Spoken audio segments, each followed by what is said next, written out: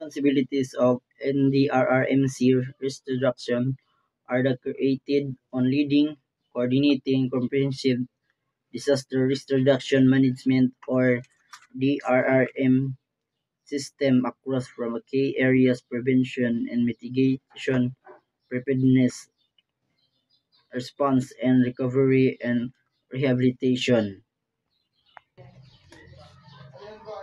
Ang NDRRMC risk reduction management ay nakasentro sa pamumuno at pag-uugnay sa isang komprehensibong sistema para mabawasan ang mga kalamidad sa isang komunidad.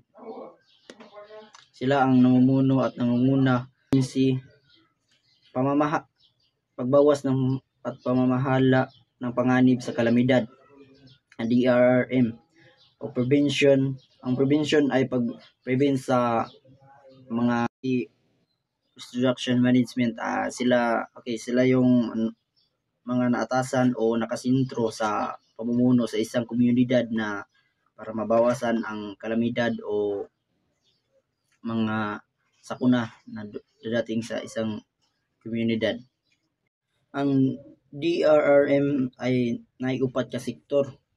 Ang unang sektor ay prevention. Ang prevention ay ang pag-prevent sa mga angay buhaton para mabawasan ang mitigation ay sila ang nakapaloob sa usa ka komunidad nga execute sa para malikayan o mapagamay ang nahitabo nga epekto sa pag-abot sa kalamidad. Example, na yung mga barangay nga bahaunon, sila ang kapadala nga og mga memo sa wala pa ang disaster nga moabot sa usa ka barangay.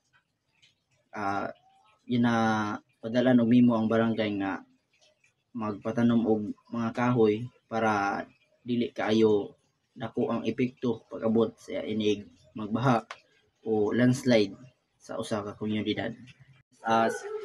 Mo ni ang ga-prevent para sa wala pa ang komunidad, sila ang gapiparar sa mga angay mulikas o angay mo hawa sa duol sa mga flood sa usa ka community. Nakapaloob sa response ang kanang mo ni siya ang ga-responde sa panahon sa komunidad nga kanang panahon sa baha na inabahaan yung mga balay, sila ang kanang automatic nga abot diha